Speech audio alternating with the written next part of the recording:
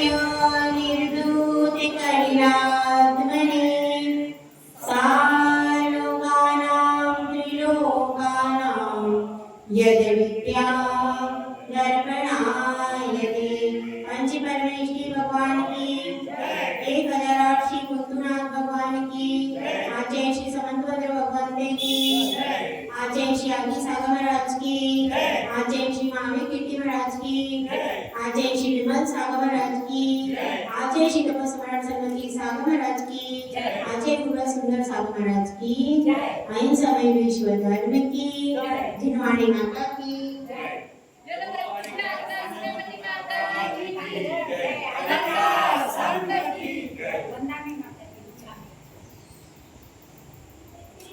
जब हम किसी वृक्ष को देखते हैं तो हमारी दृष्टि उसके फल की ओर होती है। जब किसी सुहागिन स्त्री को देखते हैं तो हमारी दृष्टि उसके पुत्रों की ओर होती है। संसार में संसारी व्यक्ति की दृष्टि हमेशा फल की ओर होती है कि अगर हम दुकान में जाते हैं तो हम देखते हैं कि इसमें सबसे अच्छा माल कैसा है। भले हमें खरीदना ना, भले ही हमको खरीदना नहीं है, लेकिन देखेंगे कि इस दुकान में सबसे अच्छा माल कौन सा है। अच्छी वस्तु पे और फल के ऊपर हमेशा दृष्टि अपनी टिकी रहती है। अगर कोई वृक्ष है और उसमें फल नहीं लगा तो हम क्या करेंगे, तो उसकी तरफ देखने का प्रयास नहीं करेंगे। और कभी कोई दूसरा भी बता देगा कि देखो उस वृक्ष पर फल है, तो तुरंत हम देखने का प्रयास, उस वृक्ष पर पत्ते हैं, तना है, ये सब बोलेगा तो कभी देखेंगे क्या? नहीं।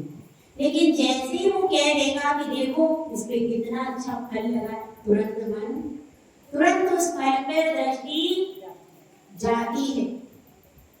तो इसी प्रकार से वह शिष्य भी कह रहा है कि मुझे तो ये बताओ, सम्यक दर्शन प्राप्त करने से मुझे क्या मिलेगा? तो गुरुदेव ने उसे बता दिया, ये नहीं मिलेगा, ये नहीं मिलेगा, दुनिया भर की बातें कर रही। तो वह कहता है ठीक है, आपने बता दिया, नरक में नहीं जाएंगे, त्रियंच में नहीं जाएंगे, कोटे कुल में नहीं जाएंगे, अल्पायु नहीं होंगे, तो ये सब नेगेटिव बातें। अब बताइए होंगे क्या? समझ में आएगा? अब आप अपने बच्चे को सिखा रहे, देखो ये चॉकलेट खाते हैं दांत खराब हो जाते हैं, इसके मुंह में बदबू आती है, इससे पेट में कीड़े पड़ जाते हैं, इसमें गलत चीज डलती है। तो बच्चा कहता है अब खाएं क्या? ये आप छुड़ा दोगे तो क्या मम्मी इससे टेस्टी कोई चीज बनाएगी क्या? तो हम छोड़े तो हमको बदले में कुछ मिलना चाहिए ना। तो वह चॉकलेट छुड़वाते हैं, आइसक्रीम छुड़वाते हैं, तो उनको उसका विकल्प यदि मिलता है तो बच्चे भी वो चीज छोड़ देते। तो इसी तरह से वो कह रहे हैं कि हम सम्यक दर्शन को धारण करें, उससे ये नहीं होता, ये नहीं होता, ये सब ठीक है, लेकिन उससे होता क्या है? एक नेगेटिव दृष्टि होती है और एक पॉजिटिव दृष्टि। बच्चों को यदि समझाना है तो दोनों दृष्टि से समझाना पड़ता है। एक संक्षेप रुचि का शिष्य होता है, एक विस्तार बुद्धि का शिष्य होता है। संक्षेप रुचि वाले शिष्य को तो कह देते हैं हाँ भाई देखो शराब नहीं पीना, वो समझ जाता है, फिर वो कभी जिंदगी में शराब को हाथ नहीं। लेकिन अब कोई विस्तार रुचि वाला है तो वो पूछेगा शराब क्यों नहीं पीना, शराब में क्या नुकसान है, और शराब को छोड़ दे तो दूसरा क्या पिए ये भी बताओ। उसको सब कुछ खुलासा चाहिए कि इसका विकल्प क्या है। अब हमें प्यास लगती है तो प्यास को बुझाने के लिए किसी से कहा कि भाई देखो चाय नहीं पीना, गर्मी भी हो रही है, और चाय में क्या होता है, चाय में ऐसा तत्व होता है कि उससे शरीर धीरे धीरे कमजोर होने लगता है, इसलिए चाय को छोड़ो। तो भाई अब चाय को छोड़ेंगे तो पिएंगे क्या, ये भी तो बताओ। क्या पिएंगे, क्योंकि हम डायरेक्ट दूध तो पी नहीं सकते, तो हमको विकल्प बताओ कि दूध को कैसे पिए। उसको उकाली जैसा बनाए जिसमें कुछ कुछ हमें चाय की कुछ विकल्प लगे तो हम उसको पी ले, उसको कुछ टेस्टी बनवाओ। तो इस तरह से जब विकल्प बताए जाते हैं तो वह व्यक्ति उस चीज की तरफ से आकर्षण छोड़ता है। इसी तरह से अब बता दिया मिथ्या, तो ये मिथ्या दृष्टि मत करो, मिथ्या के स्थान पर नहीं जाना, ये नहीं करना और उससे ये चीजें नहीं होती है, ये सब बताया। लेकिन अब यह बताइए, जब नरक में नहीं जाता, त्रियंच में नहीं जाता, स्त्री नहीं होता, घोटे कुल में नहीं जाता, विकलांग नहीं होता, तो होता क्या है? चौके में किसी ने बताया, क्या बताया कि भाई देखो चौके में गए थे, हमें क्या क्या चीजें थी, देखो रसगुल्ला नहीं था, और सेव नहीं था, रोटी नहीं थी, करेले की सब्जी नहीं थी, ये सारा बता दे। तो वो जब था क्या फिर उसमें, जो था वो बताओ, अब जो नहीं था उसको क्या करना। तो अब यहाँ पर बात बता रहे हैं कि वह बनता क्या है और उसके पास क्या क्या होता है। जैसे कोई डॉक्टर बनना चाहता है तो क्यों बनना चाहता है भाई, एक तो रेपुटेशन समाज में सॉलिड मिलती है, सब लोग रेस्पेक्ट करते, क्योंकि डॉक्टर का वर्ग सदा बहुत ज्यादा रेस्पेक्ट के साथ आज भी देखा जाता है। उसको जब कोई गरीब होता है तो उसके चरण पकड़ लेता है कि मेरे परिवार को बचा लीजिए, तो उसको डॉक्टर को एक प्रकार से भगवान का भी रूप कहते हैं। क्यों? क्योंकि वह प्राणों को बचाता है, इसलिए। तो वह पेशा कैसा है, भले ही उसमें बिजी है, लेकिन बिजी होने के बाद भी, परिवार को नहीं समय देने के बाद भी उसमें एक विशेष रेपुटेशन मिलती है, विशेष एक समाज में एक विशेष सम्मान मिलता है। उस सम्मान की खातिर लोग डॉक्टर बनने को तैयार, भले ही धन कम हो, लेकिन जो लोगों की नजर में एक विशेष रेस्पेक्ट होती है, वह रेस्पेक्ट ही उसको आकर्षित करती है उस पद के लिए। तो यहाँ पर बता रहे हैं सम्यक दृष्टि बनने के बाद आपको क्या क्या मिले। ठीक है, गाथा नंबर है 16, देखिए। ओजस तेजो विद्या वीर्य यशो वृद्धि विजय विभव सनाथा महाकुला महार्था मानव तिलका भवन्ति दर्शन पूताः। यहाँ पर बात चल रही है दर्शन पूता। दर्शन पूता का अर्थ क्या है? पूत का अर्थ होता है पवित्र, वो पूत नहीं पोता। पूत मतलब एक होता है बालक, वो बालक की बात नहीं हो। यहाँ पर है दर्शन के द्वारा जो पवित्र हो चुके, जो मिथ्यात्व के पंख से रहित हो गए हैं, दर्शन के द्वारा पवित्र हो गए, ऐसे व्यक्ति क्या होते हैं? ऐसे व्यक्तियों को मिलता है पहले ओज। ओज का मतलब क्या होता है? उत्साह। ओज का अर्थ क्या होता है? उत्साह। उत्साह पूर्वक यदि आप कार्य करते हो तो बिगड़ता काम भी बन जाता है, होता है कि नहीं घर में? अगर उत्साह होता है कि बहुत मन से, अगर आप किसी दिन रसोई में गए, बहुत मन से आप किसी दिन दुकान पे बैठे हैं, तो कई बार ऐसा होता है कि जो ग्राहक कभी नहीं आता था, वो भी आके आपके प्रसन्न चेहरे को देखकर एकदम से मान लेके चला जाता है। और आप मुंह लटका के बैठते हैं तो क्या होता है? आपके चेहरे को देख करके ही लोग सोचते हैं कि भाई अब ठीक है। तो अगर आप प्रसन्न मुद्रा से अपनी दुकान में, अपने व्यवसाय में, और यदि महिलाएं प्रसन्नता पूर्वक भोजन बनाती है तो वह बहुत ज्यादा गुणकारी होता है। काय के लिए? बच्चों में उत्साह भरने के लिए। आप लोग भोजन बनाती हो, आपको अपने बच्चों को और परिवार को जैसे संस्कारित करना है, भोजन बनाते समय वैसी भावनाओं को आना शुरू कर दो। एक दिन वह सारी भावनाएं उन भोजन के माध्यम से कहाँ चली जाएंगी? बच्चों में संस्कार के रूप में फलित होंगी। पहले भोजन बनाया जाता था तो स्तुतियां पढ़ते रहते थे। कोई भी काम करती थी महिलाएं तो क्या पढ़ती थी? अब उस समय संस्कृत नहीं आती थी, तो जो हिंदी की स्तुति है, हिंदी का वक्तामर है, मेरी भावना है, प्रभु पतित पावन, ऐसी स्तुतियां महिलाएं पढ़ती रहती थी। तो उससे क्या होता था? उससे उस भावना से जो बच्चे होते थे वो संस्कार प्राप्त कर लेते थे। लेकिन अब क्या होता है? अब टीवी चला लिया, मोबाइल चल रहा है, उसमें गाने बज रहे, हम भोजन बना रहे।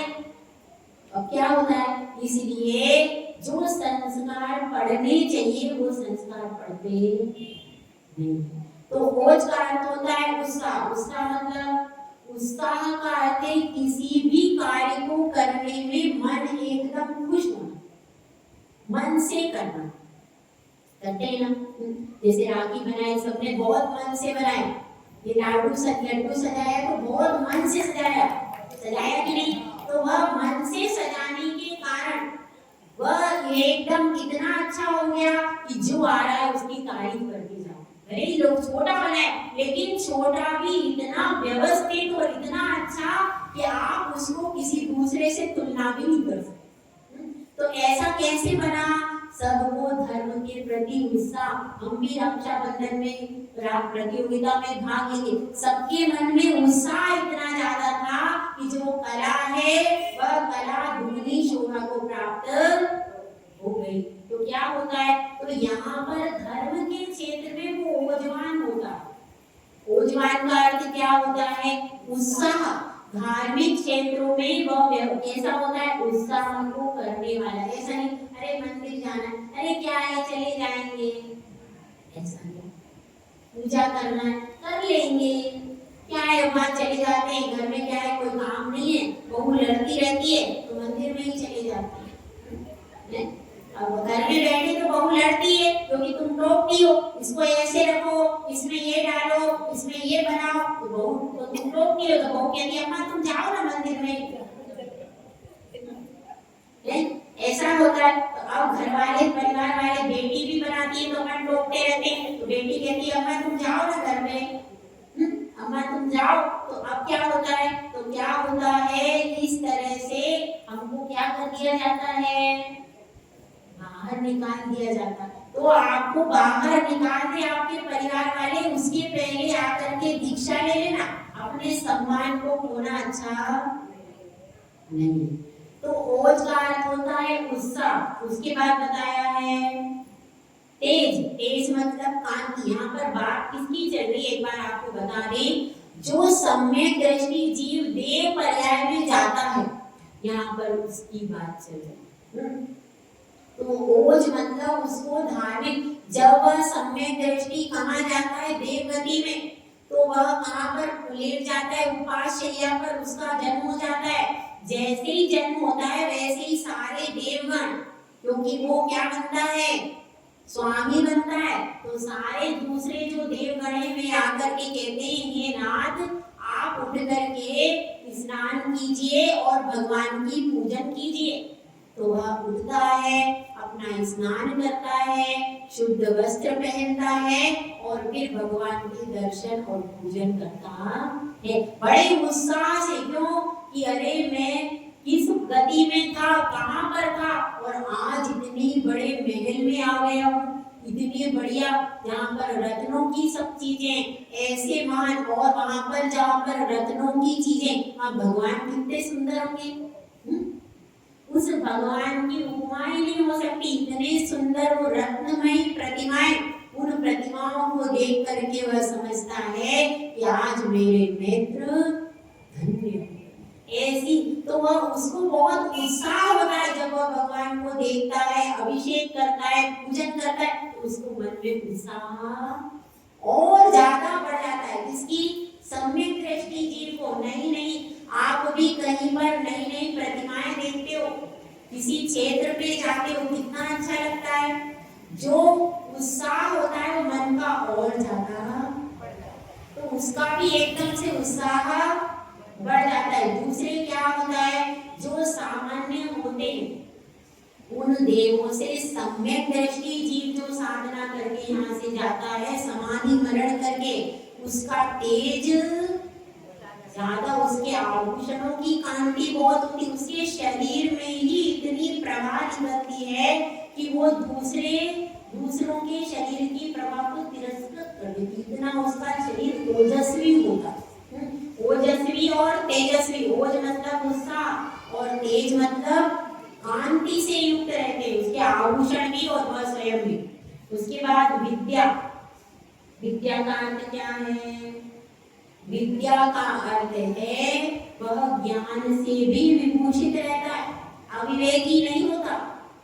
वहां पर यहाँ पर भी सम्यक दृष्टि विवेकी था, स्वर्ग में भी पहुंच जाता है तो विवेक से युक्त होता है। उसके बाद वीर्य, वीर्य मतलब शक्ति, उसके पास बहुत शक्ति होती है, देवों के पास बहुत ज्यादा शक्ति होती है कि नहीं, उनके पास बहुत ज्यादा शक्ति होती। अगर एक देव आपकी एक अंगुली पकड़ भी ले ऐसी तो आप छुड़ा नहीं पाओगे, उनमें शक्ति ज्यादा होती, तो उनके पास शक्ति भी ज्यादा होती है।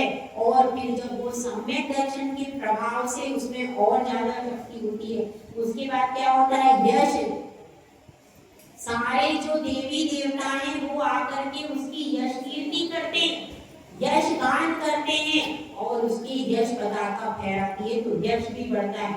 और वृद्धि, वृद्धि का अर्थ क्या है, रिद्धि, रिद्धि से संपन्न होता है।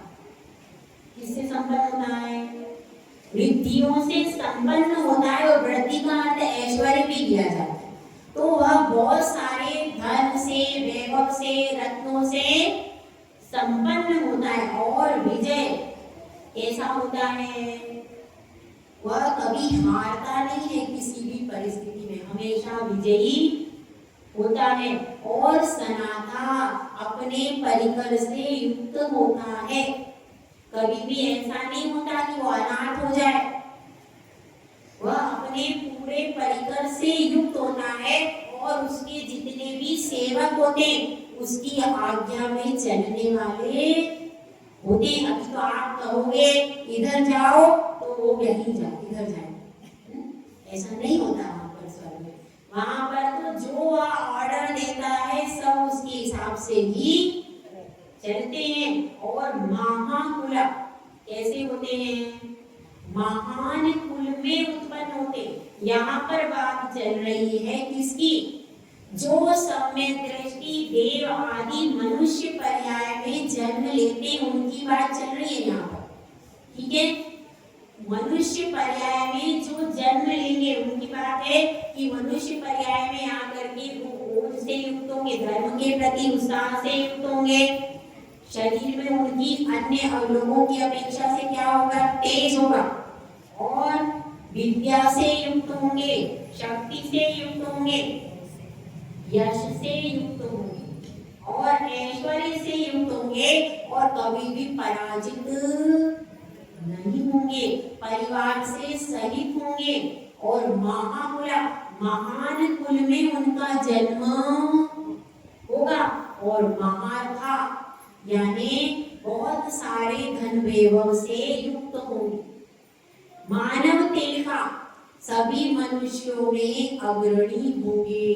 मनुष्यों में जैसे तिलक कहाँ पर होता है, तिलक जो होता है हमेशा मस्तक पर ही रहता है, इसी तरह से वो जितना भी समुदाय होगा, जितनी भी समाज होगी, उस समाज में सर्वमान्य होंगे, सर्वमान्य होंगे, सब उनकी प्रशंसा करेंगे। जैसे तिलक जब माथे पर लगता है तो वह पूरे चेहरे को शोभा से युक्त, ऐसे जैसे वे व्यक्ति होते हैं तो वह जैसे ही समाज में आते हैं सब लोग उनको प्रशंसा करते हैं। धर्म के क्षेत्र में भी अग्रणी रहते हैं, धन के क्षेत्र में भी धनपति होते हैं, हर चीज में, हर क्षेत्र में वो कैसे होते हैं, अग्रणी मानव तिल का, और जो सम्यक दर्शन से शुद्ध।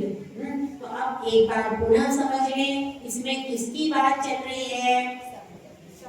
जो जीव देवगति से च्युत होकर के, जो जीव सम्यक दृष्टि था और वह देवगति गया, देव आयु से च्युत होकर के अब मनुष्य पर्याय में आया।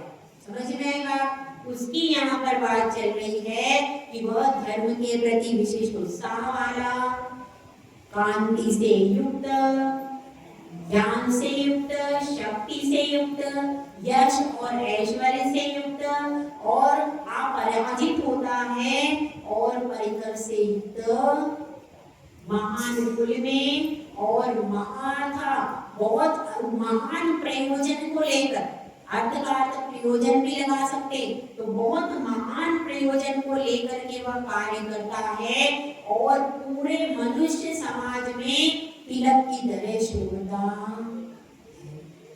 समझ में आया? तो यहाँ पर बताया मनुष्य गति की अपेक्षा से। तो अब शिष्य क्यों चुप रहेगा? वो फिर से पूछता है कि आचार्य देव, आपने बताया कि कोई देव यदि मनुष्य बनता है तो ये बनता है, और हम क्या करेंगे? हम क्या बनेंगे? हम यदि हमने सम्यक दर्शन धारण किया, हमने दीक्षा ली, हमने समाधि मरण किया, तो हम क्या बनेंगे? ये भी तो बताओ। अभी हम मनुष्य तो बनेंगे नहीं, क्योंकि आपने बता दिया मनुष्य नहीं बनेंगे। कौन? सम्यक दृष्टि थी, तो हम क्या बनेंगे? आप हमारी बात करो कि हम क्या बनेंगे। तो आचार्य श्री दूसरे श्लोक में बता रहे हैं कि देव पर्याय में वह जो सम्यक दृष्टि जीव है उसकी क्या स्थिति होती है। देखिए गाथा नंबर 30 से, अष्ट गुण पुष्टि दुष्टा, दृष्टि विशिष्टा प्रकृष्ट शोभा दुष्टा,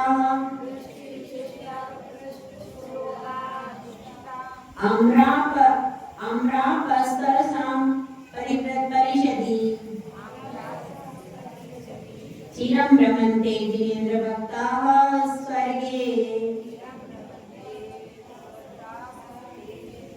अब देव की बात करें कि जो यहाँ से मनुष्य गति से अथवा त्रियंच गति से जिसने 12 व्रत धारण किए और 12 व्रत धारण करके समाधि मरण किया, अथवा सम्यक दर्शन पूर्वक समाधि मरण किया, अथवा मुनिराज या आलिका क्षुल्लक क्षुल्लिका बन करके समाधि मरण किया, यहाँ पर उनकी बात चल रही है कि वे जब स्वर्ग में जाते हैं तो क्या होते हैं? अष्ट गुण पुष्टि तुष्टा, 8 प्रकार के गुणों से कैसे होते हैं? 8 प्रकार के गुणों से अलंकृत होते। वे 8 प्रकार के गुण कौन कौन से हैं? 8 प्रकार के गुण कौन कौन से होते? पहली है अणिमा रिद्धि, रिद्धियां होती है ना 8 प्रकार की, आप पढ़ते हो ना नित्या प्रकंपा में, याद है ना 8 प्रकार की रिद्धियां? बताओ कौन सी होती है, किसी को याद है?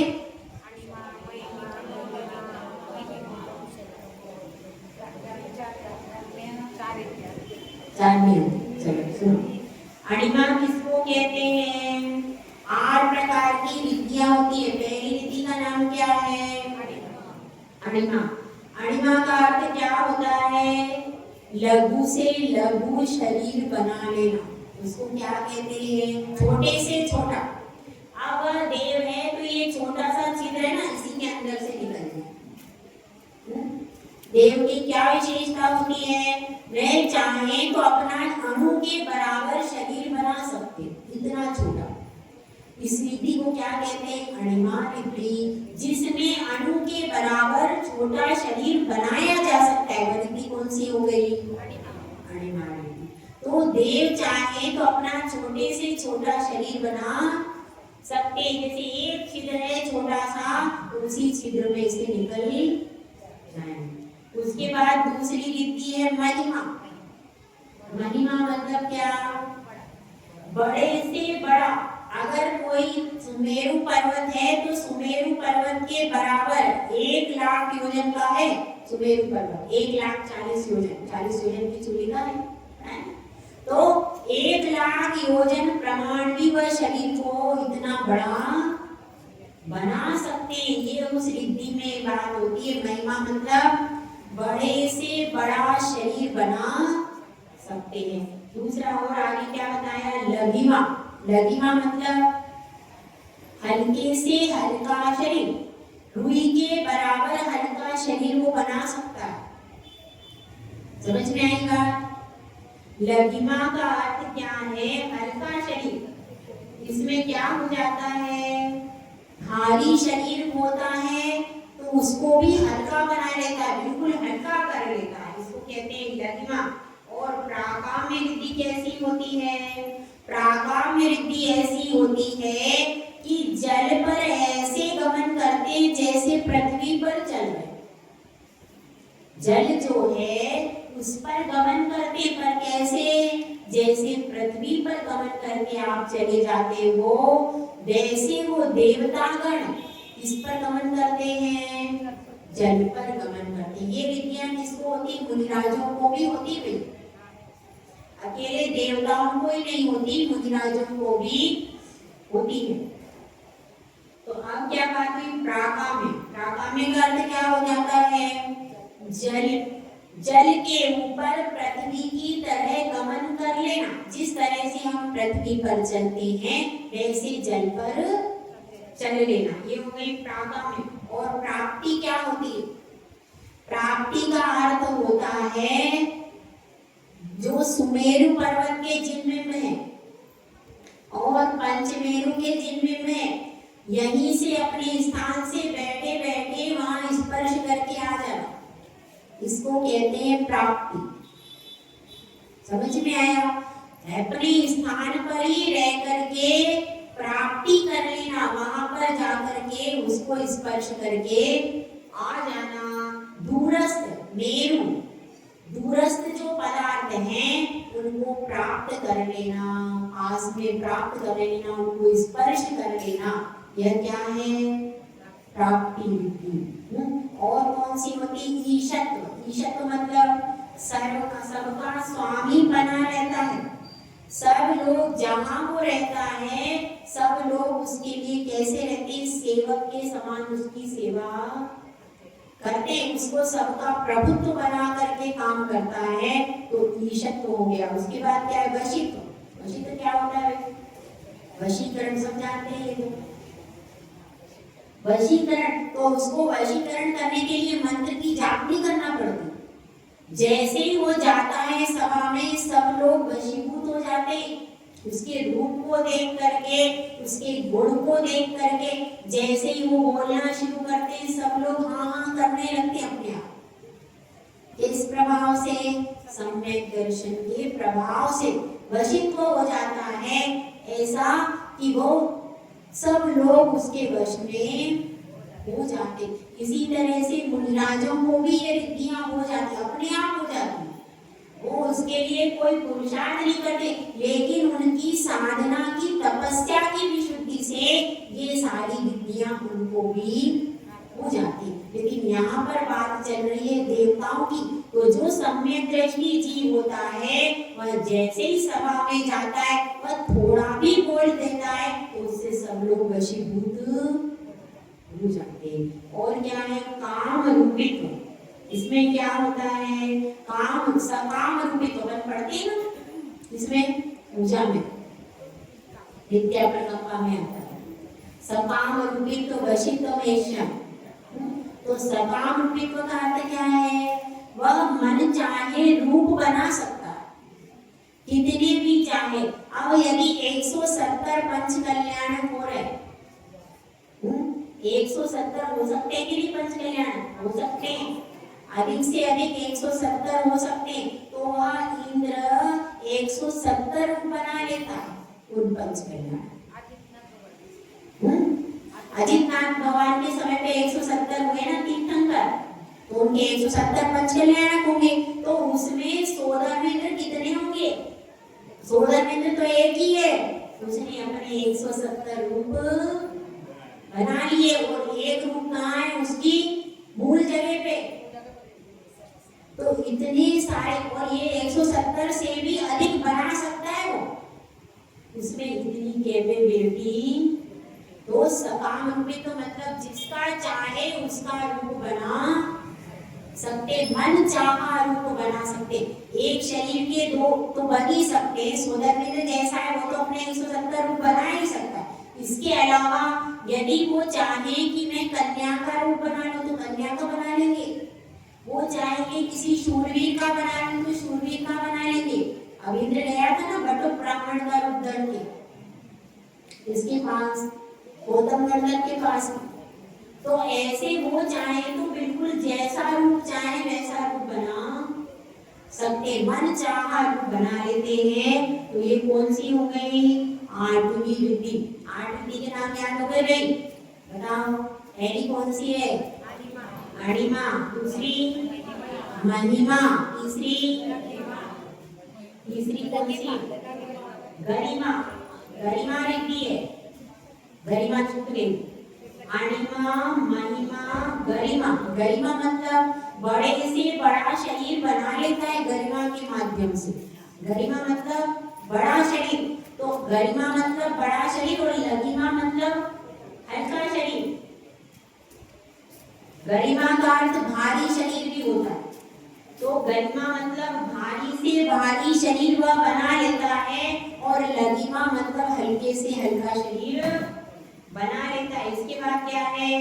प्राकाम्य। प्राकाम्य मतलब जल पर पृथ्वी की तरह चलता है, उसको प्राकाम्य कहते हैं। और प्राप्ति मतलब विग्रस्त मेरु आदि पर जो भगवान है उनके चरणों को स्पर्श कर लेता है, उस रिद्धि को कहते हैं प्राप्ति रिद्धि।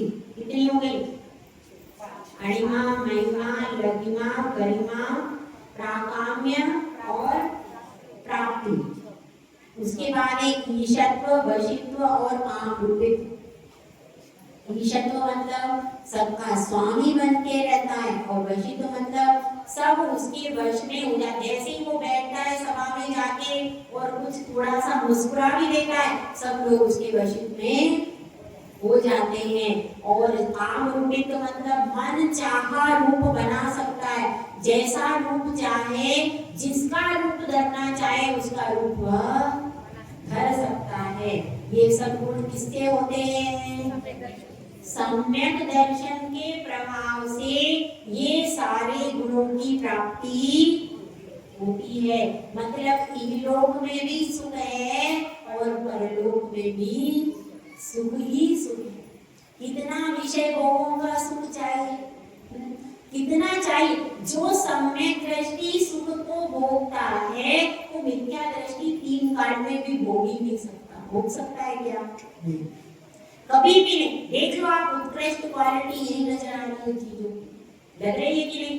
यह उत्कृष्ट क्वालिटी के जो भोग है वह भोग कौन भोगता है?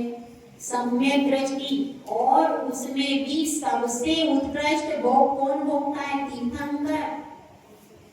वो सबसे उत्कृष्ट भोग है, उनकी क्वालिटी का आप भोग ही नहीं सकते। तीर्थंकर का सबसे उत्कृष्ट भोग सामग्री उनको देवों से मिलती है। वो तो कहाँ से आते? उधर पिटारों में से, कल्प वृक्षों से लेकर के आते। उत्कृष्ट से उत्कृष्ट सामग्री तीर्थंकर के लिए आती है। तो किसके प्रभाव से? मूल क्या है? सम्यक दर्शन के प्रभाव से। सारा 3 लोक का वैभव चरणों में आ जाता है, इसके प्रभाव से। चक्रवर्ती बनते। चक्रवर्ती भी कौन बनते? सम्यक दर्शन, जिन्होंने पहले सम्यक दर्शन प्राप्त किया है वे ये उच्च पदों को प्राप्त करते। बिना सम्यक दर्शन के कोई भी उच्च पद प्राप्त नहीं होता। जितने भी महान महान पद हैं वे सब सम्यक दर्शन से ही प्राप्त होते हैं। तो क्या समझ में आया? अगर मनुष्य गति में भी आओगे तो भी कैसे बनोगे? मनुष्यों के तिलक बनोगे। और अगर आप देवगति में जाओगे, देवगति में जाओगे तो वहां पर भी अष्ट रिद्धियों से संपन्न होगे। और क्या बताया आगे? अष्ट गुण पुष्टि तुष्टा दृष्टि विशिष्टा का मतलब है सम्यक दर्शन से सहित प्रकृष्ट शोभा दृष्टा, विशेष प्रकार की शोभा होती है। तो दूसरे व्यक्तियों की, दूसरे देवों की उतनी शोभा, उतनी सुंदरता नहीं होगी जितनी उस सम्यक दृष्टि जीव की होगी। और अमरा सरसाम परिषद, और वे परिषद में मुख्य होते। चिरम रमन्ते जिनेन्द्र भक्ता स्वर्गे, जिनेन्द्र भगवान के भक्त स्वर्ग में ऐसे चिरम मतलब बहुत लंबे काल तक उस सुख को भोगते हैं। तो ये सब महिमा किसकी गा रही है? सम्यक दर्शन की महिमा गा रही है। यदि आपने एक बार सम्यक दर्शन पूर्वक दीक्षा लेकर के समाधि मरण कर लिया तो वो लगातार करते रहे तो नियम से 7 से 8 भाव में आपकी मुक्ति हो जाएगी। इसलिए संसार से छूटना है क्या भाई? अच्छा लग रहा है संसार? हाँ, चाहे यहाँ पे देखो पोता पोती सब मिलते हैं, परिवार मिलता है। यहाँ पे तो कुछ नहीं मिलता, अमृत झड़ जाता है। यहाँ पे लड्डू मिलते हैं। यहाँ पे क्या मिलता है? तो ऐसा नहीं है, वहां पर बहुत उत्कृष्ट सामग्री मिलती है। और चूंकि यह नियम है, कोई सम्यक दृष्टि जीव है और उसने किसी भी आयु का बंध नहीं किया है, सम्यक दर्शन पूर्वक दीक्षा लेकर समाधि मरण किया है, बस कहाँ जाएगा? देवगति में ही जाएगा। तो इसलिए हमें सम्यक दर्शन के ऊपर दृष्टि रखना है। यदि सम्यक दर्शन के ऊपर दृष्टि रखेंगे तो 3 लोक का वैभव हमें प्राप्त होगा। फिर भी हमको वो कैसा लगेगा? तुच्छ प्रतिभा से होगा। जय बोला जय सुंदर सागर महाराज की।